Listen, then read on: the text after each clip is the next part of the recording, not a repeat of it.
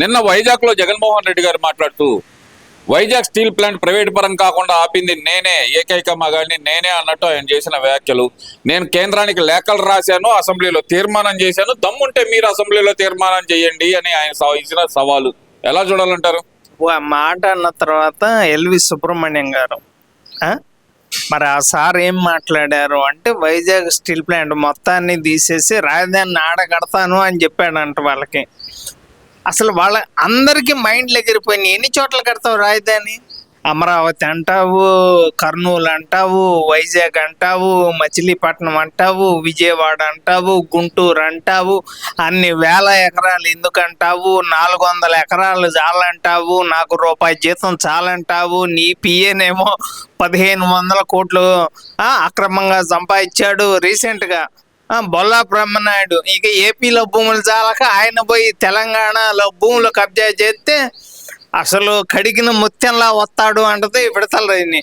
అసలు ఇక నేరాలు ఘోరాలు, ఇక మాచర్ల ఎమ్మెల్యే అన్నదమ్ములు ఇద్దరు రౌడీ షీటర్లు, ఇక వాళ్ళు కూడా వచ్చి మాట్లాడుతున్నాడు. ఇక గుంటూరు మిర్చి ఆడు తగలబెట్టిన అప్పిరెడ్డి గారు వచ్చి కూడా మాట్లాడుతున్నాడు.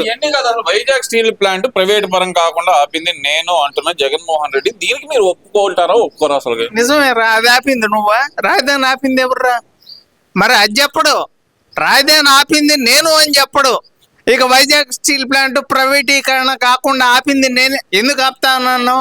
రాజధాని కడతాను అన్నావు కాబట్టి ఆపుతాను అన్నావు. నువ్వు అన్ని వాస్తవాలు నువ్వు చెప్తావో తెలియక చెప్తావో కానీ నిజాలు మొత్తం నువ్వే చెప్తావు.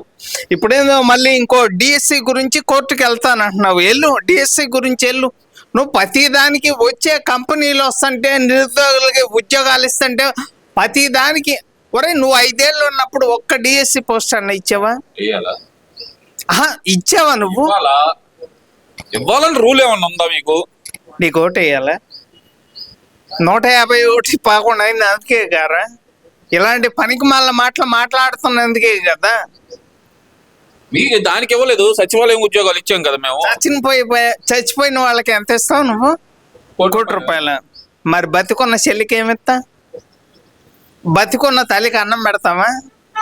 గొడ్డలతో నరికిన బాబాయికి ఆ కేసు ఏమైంది? తండ్రి చనిపోయిన తర్వాత శవాన్ని ముందు పెట్టుకొని సీఎం సీట్ నాకు వచ్చిద్ది అని కొట్టుకుంటుంది మీరని చెప్పి కాంగ్రెస్ నాయకులు చెప్పారు గారా. మరి దీనికి ఏం సమాధానం చెప్తావు నువ్వు?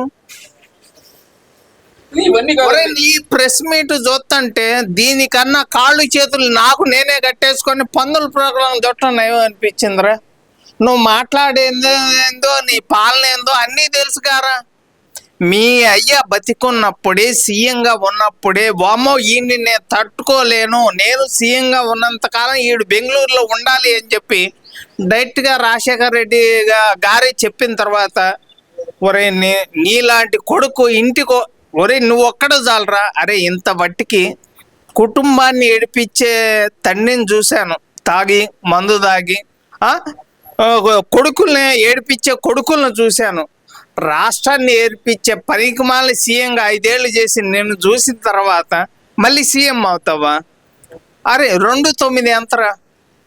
29లో సీఎం అవుతాడంట. 2-9 చూస్తే 11, నీకు వచ్చిన సీట్లు 11. ఎలారా నువ్వు సీఎం అయ్యేది? ఇవన్నీ కాదబ్బా. ఇప్పుడు 1 కోటి రూపాయలు ఇచ్చే దమ్ము ఉందా కూటమి ప్రభుత్వానికి? నేను ఎల్జీ పాలిమర్స్ వాళ్ళకి 1 కోటి రూపాయలు నష్టపరిహారం నేను కట్టాను, ఇది జగన్మోహన్ రెడ్డి చెప్తుంది. మరి అప్పుడు ఎల్జీ పాలిమర్స్ లో చనిపోయింది 14 మంది, నువ్వు ఇచ్చింది ఇద్దరికి ఇచ్చావు, ఇంకా 12 మంది ఉన్నారు. తీసుకుని రమ్మండి చెప్పు, నేను వస్తా. మొహమాటం లేకుండా వస్తా. నువ్వు ఇస్తావా?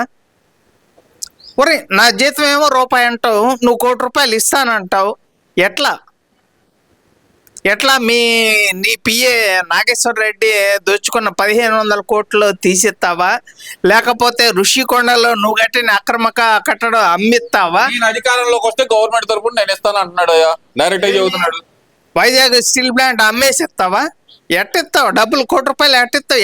నీకు దగ్గర లేవు కదా. నీ జీతం రూపాయే కదా. జీతం ఆయన డబ్బులు ఎందుకు ఇస్తాను? గవర్నమెంట్ డబ్బులు ఇస్తాను అంటున్నాడు. గవర్నమెంట్ డబ్బులు అంటే ఏంది? తాకట్టు పెట్టా లేకపోతే అమ్ముకొనే? ఇప్పుడు గవర్నమెంట్కి ఇన్ని కంపెనీలు వచ్చినాయి కదా వైజాగ్లో, లేకపోతే అక్కడ రీసెంట్గా ఎయిర్పోర్ట్ ఒకటి ఓపెన్ అవుతుంది కదా, అదేమన్నా తాకట్టు పెడదామా? సరే ఇవన్నీ కాదబ్బా, చంద్రబాబు నాయుడు వచ్చిందే స్కాముల కోసం, అని చెప్పి చెబుతున్నాడు కదా మరి జగన్మోహన్ రెడ్డి. ఒరే నువ్వు చేసిన స్కాములు స్కీములు నిజంగా అట్టికాయ ఒలిచి నోట్లో పెట్టినట్టు ప్రతి ఒక్కటి కూడా నువ్వు చెయ్యని నేరాలు ఘోరాలు ఏందిరా నాయన? ఒక మద్యం ఏంది, ఒక ఇసుక ఏంది? సరే దీని గురించి వైజాగ్ స్టీల్ ప్లాంట్ గురించి మాట్లాడుతున్నావు. అన్నమయ్య డ్యామ్కి వెళ్దాం ఒకసారి. మీ కడప జిల్లాలోనే ఎంతమంది చనిపోయారు తెలుసా? కల్తీ మద్యం దాగి ఎంతమంది చనిపోయారు తెలుసా? నువ్వు అధికారంలో 5 ఏళ్ళు సీఎంగా ఉన్న తర్వాత రాష్ట్రంలో జరిగిన మరణాలకి అసలు ప్రతి ఒక్క దానికి కూడా నువ్వే కారణం తెలుసా? వీటన్నిటి గురించి తెలియకుండా నీ మీద 32 కేసులు కింద పెట్టుకొని ఏదో అత్తగారింట్లో పాస్పోర్ట్ పెట్టినట్టు కోర్టుకెళ్ళి పాస్పోర్ట్ తెస్తుంటే మాకు అర్థం కావట్లా, మైండ్ పోతుంది. ఏంటి అనేది 32 కేసులు ముడ్డి కింద పెట్టుకొని శుక్రవారం ముత్తైదువు నువ్వు కోర్టుకి వెళ్ళి పాస్పోర్ట్ ఇచ్చి నేను లండన్ పోతాను, దేనికని కంటైనర్లు బంగారం లండన్లో దాచిపెట్టడానికి. ఒరే నువ్వు దాచిన కంటైనర్లు స్టోరీ తెలుసు. మీరు ఇగో ఇవన్నీ వాస్తవాలు. నేను ఎక్కడ మీకు నేను ఏది కల్పించి చెప్పాల్సిన అవసరం లేదు. ఇవన్నీ కాదబ్బా, ఇవన్నీ కాదు అసలుకి. మా జగన్మోహన్ రెడ్డి గారు నేను అధికారంలోకి వస్తే 1 కోటి రూపాయలు నష్టపరిహారం ఇస్తాను అంటున్నాడు. మరి దానికి ఏం చెబుతారు మరి మీరు? చచ్చిపోయిన వాళ్ళకి కాదు, బతికున్న చెల్లిగా మాట చెప్పు ఆశీర్వాద వాటా ఇస్తానని. ఒరే నీ చెల్లి ఎందుకు బయటికి వెళ్ళింది, మీ తల్లి ఎందుకు బయటికి వెళ్ళింది, ఎందుకు ఈ ఇంటికి రావట్లేదు అనేది ఒకటి అర్థం చేసుకో. నువ్వు అధికారంలో ఉన్న ఫ్యామిలీ విషయాలండి మీకెందుకు అసలు?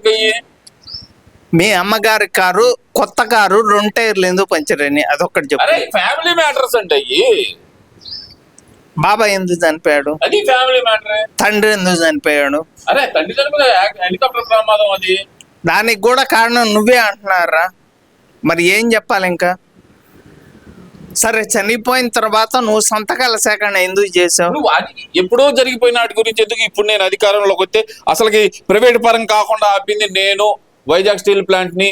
మీ వల్ల అయితే చెయ్యండి ఆపండి అంటున్నాడు కదా. మరి డైరెక్ట్ గా ఎల్వి సుబ్రహ్మణ్యం గారు ఇప్పుడు ఎవరు అడగల, డైరెక్ట్ గా సారే వచ్చి చెప్పారు వైజాగ్ స్టీల్ ప్లాంట్ మొత్తాన్ని తీసేసి రాజధాని అక్కడ కడతాను అంటాడు. ఆ బీచ్ మొత్తం కనపడే విధంగా బాత్రూమ్ మొత్తం అసలు ఏందిరా నాయన నువ్వు చేసిన అక్రమాలు అన్నీ అయినా చెప్పు. జయలలిత ఏ విధంగా అయితే ఆస్తి గవర్నమెంట్ హ్యాండ్ ఓవర్ చేసుకుందో, జగన్మోహన్ రెడ్డి ఆస్తి తెలంగాణలో కేసీఆర్ ఆస్తి గవర్నమెంట్ హ్యాండ్ ఓవర్ చేసుకుంటుందని చెప్పి నేనైతే ఖచ్చితంగా చెప్పగలను. 2014 ముందల కేసీఆర్ ఆస్తి ఎంతో అందరూ తెలుసు. వాళ్ళ కూతురు 18,000 అద్దెకుంటా బ్యూటీ పార్లర్ నడుపుకుంటా ఈరోజు 20 లక్షల వాచి ఎట్టబెట్టిందో అందరూ తెలుసు. అమ్మా ఏంది అమరావతి మునిగిపోతుందా? అరే గంట వర్షం పడితే కొండాపూర్ కానీ అసలు ఆ నీళ్లు చూడు, ఆ బోట్లు వేసుకొని తిరగాల్సి వస్తుంది. అసలు ఏం కూడా మాట్లాడుతుంది. ఇంకొక ముస్లిం అంట ఇక పవన్ కళ్యాణ్ గురించి మన ఆంధ్ర వచ్చి మాట్లాడుతానంటుంది. అమ్మా మీ తెలంగాణలో మీ హైదరాబాద్లో బంగ్లాదేశ్ నుంచి పాకిస్తాన్ నుంచి వచ్చి ఇక్కడ పెన్షన్లు పథకాలు తీసుకునే వాళ్ళు ఎంతమంది ఉన్నారు? అక్కడ ఫాతిమా కాలేజీ అక్రమంగా కట్టారు. హైడ్రా ఎందుకని ఇంకా ఫాతిమా కాలేజ్ దాకా వెళ్ళలేదు. ఇంకా అన్ని విషయాలు కూడా బయటకు వస్తాయి. టీడీపీ జెండాని ఊపుతామో పవన్ కళ్యాణ్ ఆపుతామంటే టీడీపీ జెండా అక్కడ తెలంగాణ లేపుతామని చెప్పి మీకు ఆల్రెడీ డైరెక్ట్గా నేను ఒకసారి చెప్పాను, మళ్ళీ ఒకసారి చెప్పాల్సి వచ్చింది అంతే.